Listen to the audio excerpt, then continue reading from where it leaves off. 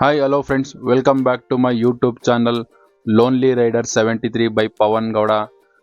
ಇವತ್ತಿನ ವಿಶೇಷ ಏನಪ್ಪ ಅಂತ ಅಂದರೆ, ಇವತ್ತು ಸಂಡೇ ಆಗಿರೋದ್ರಿಂದ ಏನು ಕೆಲಸ ಇಲ್ದಿರ ಮನೇಲಿ ಸುಮ್ಮನೆ ಓತ್ಲ ಹೊಡ್ಕೊಂಡು ಕೂತಿದ್ದೆ. ನಮ್ಮ ಹುಡುಗ ಫೋನ್ ಮಾಡ್ದ, ಬಾ ಮಗ ಸಂಡೇ ಅಲ್ವಾ ತಂದೂರಿ ಮಾಡೋಣ ಅಂತ. ನನಗೂ ಚಿಕನ್ ತಿಂದು ಬೇಜಾರಾಗ್ಬಿಟ್ಟಿತ್ತು. ತಂದೂರಿ ಬೇಡ ಮಗ, ಫಿಶ್ ಮಾಡೋಣ ಅಂತ ಹೇಳಿದೆ.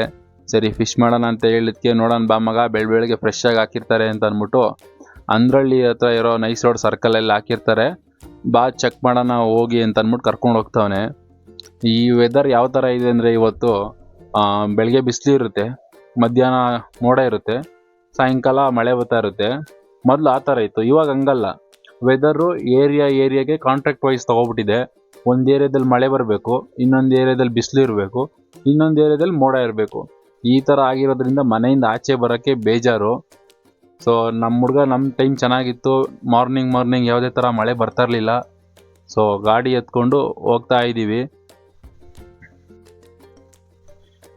ಇವಾಗ ಅಂದ್ರಳ್ಳಿ ಡಿ ಗ್ರೂಪಿಂದ ನೈಸ್ ರೋಡ್ ಕಡೆ ಹೋಗ್ತಾ ಇದ್ದೀವಿ. ಸೊ ನನಗೆ ಗೊತ್ತಿರೋ ಪ್ರಕಾರ ಇವಾಗ ಒಂದೆರಡು ಮೀನು ತೊಗೊಳ್ಳೋಣ ಸಾಕು ಅಂತ ಹೇಳಿದ್ದೀನಿ.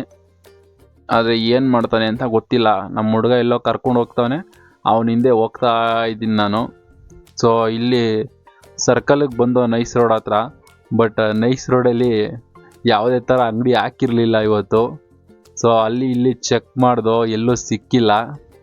ಸೊ ಇನ್ನೇನು ಮಾಡೋದು, ಆಯಿತು ಬಿಡು ಅಂತ ಅಂದ್ಕೊಂಡು ಮತ್ತೆ ತಿರ್ಗಾ ಬೇರೆ ಕಡೆ ಸರ್ಚ್ ಮಾಡೋಣ ಅಂತ ಅಂದ್ಕೊಂಡು ನಮ್ಮ ಹುಡುಗನ ಹತ್ರ ಮಾತಾಡಿದೆ.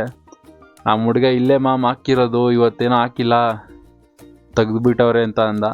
ಓಕೆ ಪರವಾಗಿಲ್ಲ ಬಿಡು, ಯೂ ಟರ್ನ್ ಮಾಡು, ಬೇರೆ ಕಡೆ ಚೆಕ್ ಮಾಡೋಣ, ಇನ್ನೇನು ಬೇಜಾರು ಅಂಗಡಿ ಇರ್ತವೆ ಅಂತ ಹೇಳಿದೆ ನಾನು.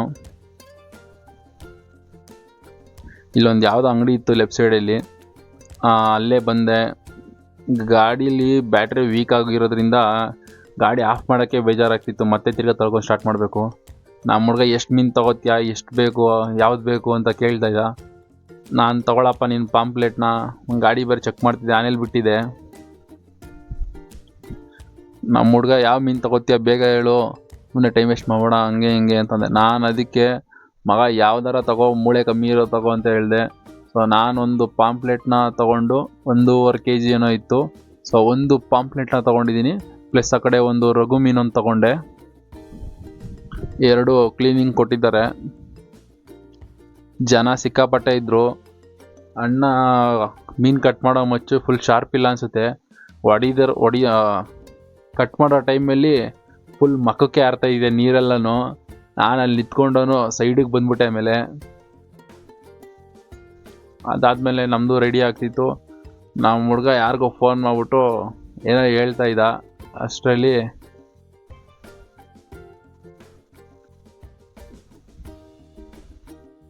ಅಣ್ಣನಿಗೆ ಮೀನಿಗೆ ತಂದೂರಿ ಮಾಡೋಕ್ಕೋಸ್ಕರ ಸುಮ್ಮನೆ ಜಸ್ಟು ಲೈನ್ ಹಾಕ್ಬಿಟ್ಟು ಕೊಡೋಣ ಅಂತ ಹೇಳಿದ್ದೀನಿ, ಕಟ್ ಮಾಡಿಬಿಡ್ರಿ ಅಂತ.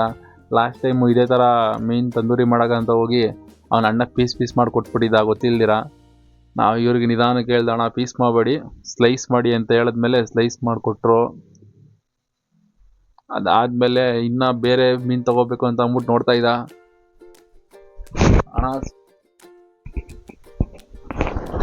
ಅಣ್ಣ ಸಾಕು ಬಾರಣ, ಬೇರೆ ಮೀನು ಯಾವುದು ಬೇಡ ಅಂತ ಹೇಳಿದೆ ನಾನು.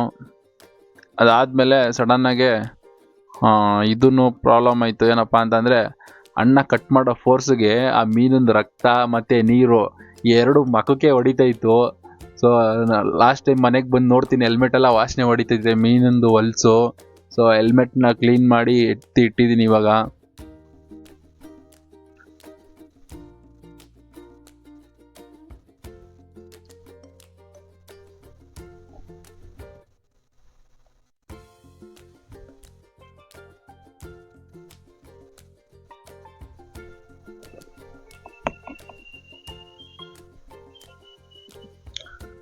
ಹಿಂಗೆ ನೋಡ್ತಾ ಅಂಕಲ್ ಕ್ಯಾಮ್ರಾ ನೋಡ್ಬಿಟ್ಟು, ಏನು ಮಾಡ್ತಿರೋದು, ವೀಡಿಯೋ ಮಾಡ್ತಾ ಇದ್ದೀರಾ ಯೂಟ್ಯೂಬ್ ಚಾನಲ್ಲ ಅಂತೆಲ್ಲ ಕೇಳಿದ್ರು. ನಾನು ಹೇಳಕ್ಕೆ ಹೋಗಲಿಲ್ಲ, ನನಗೆ ಸ್ವಲ್ಪ ಸಂಕೋಚ ಜಾಸ್ತಿ. ಅದಕ್ಕೋಸ್ಕರ ನಮ್ಮ ಹುಡುಗನೇ ಅಂಕಲ್ಗೆ ಎಕ್ಸ್ಪ್ಲೇನ್ ಮಾಡ್ತಿದ್ದೆ ಎಲ್ಲನೂ. ಹೌದು ಅಂಕಲ್, ಯೂಟ್ಯೂಬ್ ಚಾನಲ್ಲು, ಯಾವ ಚಾನಲ್ ನೇಮ್ ಏನು ಅಂತೆಲ್ಲ ಕೇಳ್ತಾಯಿದ್ರು ಅವರು.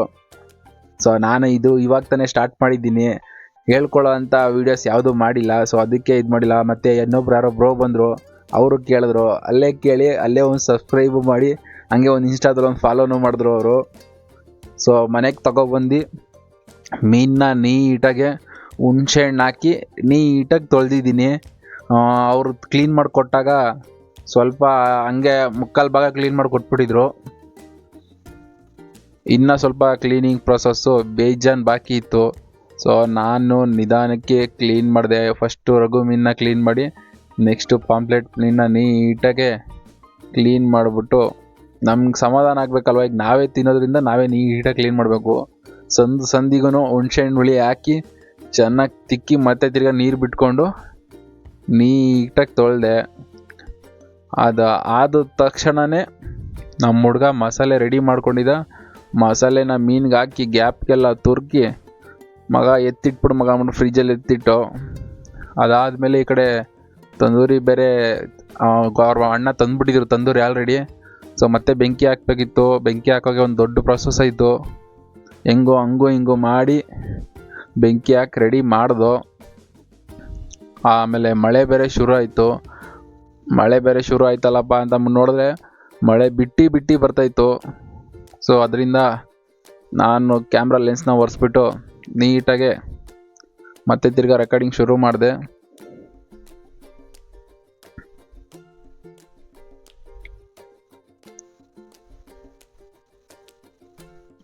ನಮ್ಮ ಹುಡುಗ ತೆಗಿ ವಿಡಿಯೋ, ನಾವು ಬರಬೇಕಲ್ವ ಅದರೊಳಗಡೆ ಅಂತ ಅಂದ್ಬಿಟ್ಟು ನಾವಿಬ್ಬರು ಒಟ್ಟಿಗೆ ಕೂತ್ಕೊ. ನಮ್ಮ ಹುಡುಗ ನಾನು ಯೂಟ್ಯೂಬ್ ಮಾಡ್ತೀನಿ ಹೆಂಗೆ ಮಾಡೋದು ಅಂತ ಕೇಳ್ತಿದ್ದ. ನಾನು ಅದನ್ನೇ ಹೇಳ್ತಿದ್ದೆ, ಮಗ ನಾನೇ ಹೊಸ್ದಾಗಿ ಪ್ರಯತ್ನ ಮಾಡ್ತಾ ಇದ್ದೀನಿ, ಇನ್ನೂ ನನಗೆ ಏನೂ ಗೊತ್ತಿಲ್ಲ. ಸೊ ನನಗೇನು ಗೊತ್ತು ಅದನ್ನು ಬೇಕಾದ್ರೆ ಹೇಳ್ಕೊಡ್ತೀನಿ, ಅದಕ್ಕೆ ಬಿಟ್ಟು ಜಾಸ್ತಿ ಏನೂ ಗೊತ್ತಿಲ್ಲ ಮಗ ಅಂತ ನಾನು ಅವ್ರಿಗೆ ಎಕ್ಸ್ಪ್ಲೈನ್ ಮಾಡ್ತಿದ್ದೆ. ನಾವು ಕೂಡ ಫೇಮಸ್ ಆಗಬೇಕು ಅಂದರೆ ಸಿಕ್ಕಾಪಟ್ಟೆ ಲೇಟ್ ಆಗುತ್ತೆ. ಯಾಕಂದರೆ ಈಗ ನಾವು ಯಾವುದೇ ಥರ ಪೆಕ್ರು ಥರ ಎಲ್ಲ ವೀಡಿಯೋ ಮಾಡೋಕ್ಕಾಗಲ್ಲ. ಸೊ ನೀವೇನೇ ಪೆಕ್ರು ಥರ ವೀಡಿಯೋ ಮಾಡಿ ಫೇಮಸ್ ಆಗಿ ಬಟ್ ಜನ ನಿಮ್ಮನ್ನ ಜೋಕರ್ ಥರನೇ ನೋಡ್ತಾರೆ. ಸೊ ನಾವು ಆ ಜೋಕರ್ ಆಗೋಕ್ಕೆ ಇಷ್ಟ ಇಲ್ಲ. ಮಾಡಿದ್ರೆ ಕರೆಕ್ಟಾಗೆ ಮಾಡೋದು. ಸ್ವಲ್ಪ ಲೇಟ್ ಆಗ್ಬೋದು, ಬಟ್ ನಿಧಾನಕ್ಕೆ ಆರಾಮಾಗಿ ಕರೆಕ್ಟಾಗೆ ಮಾಡ್ತೀನಿ ನಾನು. ಸುಮ್ಮನೆ ಜೋಕರ್ ಥರ ಏನೇನೋ ಮಾಡಿ ಏನೇನೋ ಡೈಲಾಗ್ ಕೇಳಿ ಫೇಮಸ್ ಆಗೋ ಆಸೆ ನನಗಿಲ್ಲ. ಸೊ ಕೆಲಸನೂ ಮಾಡ್ತೀನಿ, ಆಗಿದ್ದು ಮಾಡ್ತೀನಿ. ಚಿಕನ್ನ ತಂದು ಆಗಲೇ ಬೆಂಕಿ ಮೇಲೆ ಇಟ್ಟಾಯಿತು, ಅದು ಬೇಯಕ್ಕೆ ಬೇರೆ ಶುರು ಆಗಿದೆ. ನಾನು ಅದ್ರ ಮೇಲೆ ಎಣ್ಣೆ ಹಾಕ್ಬಿಟ್ಟು ಡಿಸೈನಿಗಿರಲಿ ಅಂದ್ಬಿಟ್ಟು ಕರಿಬೇವನ್ನೆಲ್ಲ ಬಿಸಾಕ್ಬಿಟ್ಟಿದ್ದೀನಿ ಮೇಲ್ಗಡೆ. ಸೊ ಅದು ಬೇರೆ. ಅದಾದಮೇಲೆ ನಾನು ತಗೊಬಂದೆ. ಮಳೆ ಬೇರೆ ಬರ್ತಿತ್ತು ಅಂತ ಅಂದ್ಬಿಟ್ಟು ಟಾರ್ಪಲ್ ಬೇರೆ ಕಟ್ಟಿದ್ದೀವಿ. ಮೋಡ ಬೇರೆ ಫುಲ್ ಮುಚ್ಕೊಬಿಡೈತೆ.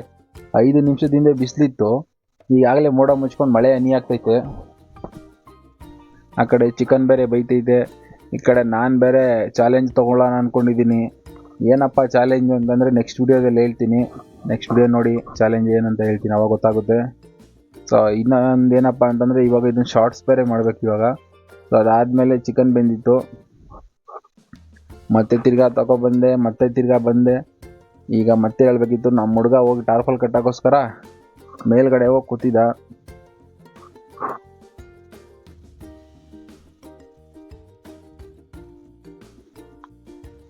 ಆಗಲೇ ಬೇಯ್ತು ಅನಿಸುತ್ತೆ ಅದು ತಂದೂರಿನ. ಮಗ ಗಿಡ್ಚೋ ಅಂತ ಹೇಳ್ತಾ ಇದೆ.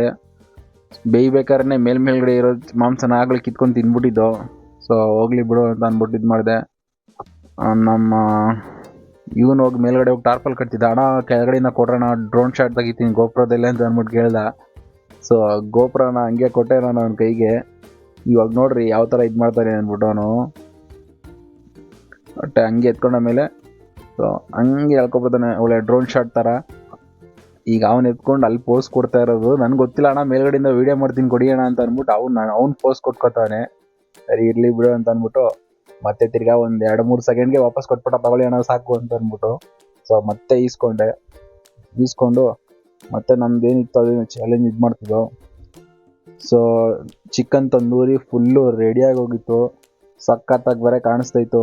ಫುಲ್ಲು ಕೆಂಡದಲ್ಲೇ ಬೇಯಿಸಿರೋದು. 100% ರೆಡಿಯಾಗಿದ್ದು ಅಂತ ಗೊತ್ತಾಯಿತು. ತಿಂದು ನೋಡಿದೆ, ಟೇಸ್ಟ್ ಮಾಡಿದೆ, ಸಖತ್ತಾಗಿತ್ತು. ಸೊ ಇವಾಗ ಅದನ್ನು ಎತ್ಕೊಂಡು ಸೈಡ್ಗೆ ಹೋಗೋಣ. ಕಂಪ್ಲೀಟಾಗಿ 100% ಬೆಂದಿತ್ತು. ಒಂಚೂರು ಬರ್ನ್ ಆಗಿರಲಿಲ್ಲ, ಏನೂ ಆಗಿರಲಿಲ್ಲ. ಸೊ ಒಂದ್ಸತಿ ಚೆಕ್ ಮಾಡೋಣ ಅಂತ ಅಂದ್ಬಿಟ್ಟು ನಮ್ಮ ಹುಡುಗ ಉಲ್ಟಾ ತಿರುವಾಗ್ತಾ. ನೋಡಿ ಯಾವ ಥರ ಬೆಂದಿದೆ ಅಂತ, ಚೆನ್ನಾಗಿದೆ. ಇದೊಂದು ಆ್ಯಕ್ಟಿವಿಟಿ ಇದಂಗೆ ಅಷ್ಟೇ, ಯಾರು ಇವಾಗ ಮಾಡಲ್ಲ. ಬಟ್ ನಾವು ಯಾವಾಗಾರ ಫ್ರೀ ಆಗಿದ್ದಾಗ ಸಂಡೇ ಒಂದು ದಿವಸ, ವಾರ ಪೂರ್ತಿ ಕೆಲಸ ಮಾಡ್ತಾ ಇರ್ತೀವಿ, ಲೈಫಲ್ಲಿ ಒಂದು ಸಂಡೇ ಆದರೂ ಎಂಜಾಯ್ ಮಾಡಿಲ್ಲ ಅಂತಂದರೆ ಏನು ಪ್ರಯೋಜನ? ಸೊ ಅದನ್ನು ಎಕ್ಸ್ಪ್ಲೈನ್ ಮಾಡ್ಕೊತ ನಾನು ಇದು ಮಾಡ್ತಿದ್ದೆ. ಅದಾದಮೇಲೆ ಇನ್ನೊಂದು 1 kg ತಗೊಬಂದು ಅದನ್ನು ಸ್ಟಿಕ್ಕಿಗೆ ಚುಚ್ಚಿ ಅದನ್ನು ಸಪ್ರೇಟಾಗಿ ಇದು ಮಾಡ್ತಾಯಿದ್ದೋ. ಸೊ ಇವಾಗ ಮತ್ತೆ ಅದನ್ನು ತಿಂದ್ಬಿಟ್ಟು ಕ್ರಿಕೆಟ್ ಆಡೋಕ್ಕೆ ಹೋಗೋಣ ಅಂತ ಅಂದ್ಕೊಂಡು ಪ್ಲ್ಯಾನ್ ಆಗ್ತಿದೆ. ಇವ್ರು ಯಾರೂ ಬರಲಿಲ್ಲ. ಸೊ ನಾನು ಇನ್ನೊಬ್ರು ಅಣ್ಣ ಇದ್ದರು, ಅವ್ರ ಮಾತ್ರ ಹೋದೋ. ಮೀನು ಬೇರೆ ಅಷ್ಟರಲ್ಲಿ ತಗೊಬಂದು ರೆಡಿ ಮಾಡಿಬಿಟ್ಟಿದ್ರು. ಕೋಳಿ ಮೀನು 2 ಒಟ್ಟೊಟ್ಟಿಗೆ ರೋಸ್ಟ್ ಮಾಡ್ತಾಯಿದ್ದೀವಿ. ನಾಳೆ ಬೆಳಗ್ಗೆ ಏನಾಗುತ್ತೋ ಗೊತ್ತಿಲ್ಲ. ಮತ್ತು ಇವಾಗ ಏನಪ್ಪ ಅಂತ ಅಂದರೆ ಅದನ್ನೇ ಮಾತಾಡ್ತಿದ್ದು, 2 ಒಟ್ಟಿಗೆ ತಿಂದರೆ ಮಗ ಈಟ್ ಆಗಲ್ಲ ಬಾಡಿಗೆ ಅಂತ. ಏನಾಗಲ್ಲ ಬಿಡೋ ಹಂಗೆ ಹಿಂಗೆ ಅಂತ ಅಂದರು. ಸರಿ ಆಯಿತು, ತಿನ್ನೋಣ, ಸೋಮವಾರ ನೋಡ್ಕೊಳ್ಳೋಣ, ಸೋಮವಾರ ಬದುಕಿರ್ತೀವೋ ಇಲ್ವೋ ಅಂತ ಗೊತ್ತಿಲ್ಲ, ಯಾಕೆ ತಲೆ ಕೆಡಿಸ್ಕೋಬೇಕು ಅಂತ ಅಂದ್ಬಿಟ್ಟು ಜೈ ಅನ್ಸ್ಬಿಟ್ಟು 2 ಯಾವುದಕ್ಕೂ ತಲೆ ಕೆಡಿಸ್ಕೊಳಕ್ಕೆ ಹೋಗಿಲ್ಲ. ಸೊ ಯಾರೆಲ್ಲ ನಂತರ ಹೊಸದಾಗಿ ಯೂಟ್ಯೂಬ್ ಚಾನಲ್ ಸ್ಟಾರ್ಟ್ ಮಾಡಬೇಕು, ಫೇಮಸ್ ಆಗಬೇಕು ಅಂತ ಅಂದ್ಕೊಂಡಿರ್ತೀರೋ ಖಂಡಿತ ಆಗ್ತೀರಾ. ಬಟ್ ಸಿಕ್ಕಾಪಟ್ಟೆ ಟೈಮ್ ಹಿಡಿಯುತ್ತೆ. ಮತ್ತೊಂದು ಅರ್ಜೆಂಟ್ ಮಾಡೋಕ್ಕಾಗಲ್ಲ. ಇದರಲ್ಲಿ ನೀವು ಕೊಡೋ ಕಂಟೆಂಟ್ಗೆ ಸಿಕ್ಕಾಪಟ್ಟೆ ಕಾಂಪಿಟೇಷನ್ ಇದ್ದಾರೆ. ನೀವು ಒಳ್ಳೆ ರೀತಿ ನೀವು ಕಂಟೆಂಟ್ ಕ್ರಿಯೇಟರ್ ಆಗಬೇಕು ಅಂತಂದರೆ ನೀವು ಫೇಮಸ್ ಆಗೋಕ್ಕೆ ಆಲ್ಮೋಸ್ಟ್ 2 ರಿಂದ 3 ವರ್ಷ ಬೇಕು. ಯಾಕಂದರೆ ಇಲ್ಲಿ ನೀವು ಕರೆಕ್ಟಾಗಿ ಕಂಟೆಂಟ್ ಕೊಡ್ತೀನಿ ಅಂತಂದ್ರೂ ಯಾವನ್ನ ನೋಡೋನಿಲ್ಲ ಇಲ್ಲಿ. ಸೊ ಆರಾಮಾಗಿ ಇದು ಮಾಡ್ಕೊಳ್ಳಿ. ಫಿಶ್ಶು ಬೇಯ್ತೈತೆ ಇವಾಗ. ಸೊ ಅದಾದಮೇಲೆ ಮತ್ತೆ ತಿರ್ಗಾ ಬಂದು ನೋಡ್ದು, ಮಳೆ ಬೇರೆ ಬರ್ತಾಯಿತ್ತು. ನಮ್ಮ ಹುಡುಗ ಬೇರೆ ಪೋಸ್ ಕೊಡ್ತಾಯಿದ್ದ. ಆಯ್ತು ಬಿಡಪ್ಪ ಸಾಕು ನಿಮ್ಮ ಪೋಸು ಅಂತ ಅಂದ್ಬಿಟ್ಟು ಮೀನು ಮತ್ತು ಎಲ್ಲನೂ ಬೇಯಿತು. ಮನೆಯಿಂದ ಎಗ್ ರೈಸ್ ಮಾಡ್ಕೊಬಂದಿದ್ದೆ ನಮ್ಮ ಹುಡುಗ. ಸೊ ಎಗ್ ರೈಸ್ ಸಖತ್ತಾಗಿ ಮಾಡಿದ್ದ. ತಂದೂರಿನೂ ಎಲ್ಲ ರೆಡಿಯಾಗಿತ್ತು. ಮೀನೆಲ್ಲ ತಿನ್ಕೊಂಡೇ ಬಿಟ್ರು ಆಗಲೇ. ತಂದೂರಿ ತಿನ್ಕೊಂಡು ಇವತ್ತಿನ ವಿಡಿಯೋ ಈ ರೈಸ್ ಕೊನೆ ತುತ್ತಿಗೆ ಮುಕ್ತಾಯವಾಗುತ್ತದೆ. ಇನ್ಮೇಲೆ ಡೈಲಿ ವ್ಲಾಗ್ಸ್ ಮಾಡಬೇಕು ಅಂತ ಅಂದ್ಕೊಂಡಿದ್ದೀನಿ ಯೂಟ್ಯೂಬಲ್ಲಿ ಮತ್ತು ಇನ್ಸ್ಟಾದಲ್ಲಿ. ಎಲ್ಲರೂ ನೋಡಿ ಸಪೋರ್ಟ್ ಮಾಡಿ ಅಂತ ಹೇಳೋಕ್ಕೆ ಇಷ್ಟಪಡ್ತೀನಿ. ನನ್ನ ಕಡೆಯಿಂದ ಬರೋ ವೀಡಿಯೋಗಳಲ್ಲಿ ನಿಮ್ಗೆ ಯಾವುದೇ ಇದ್ರೂ ಜಿನಿಯನ್ ಇನ್ಫಾರ್ಮೇಷನ್ನೇ ಇದ್ದೇ ಇರುತ್ತೆ. So thank you for watching my YouTube channel. ಹಂಗೆ ಸಬ್ಸ್ಕ್ರೈಬ್ ಮಾಡಿ, ಬೆಲ್ ಐಕನ್ ಪ್ರೆಸ್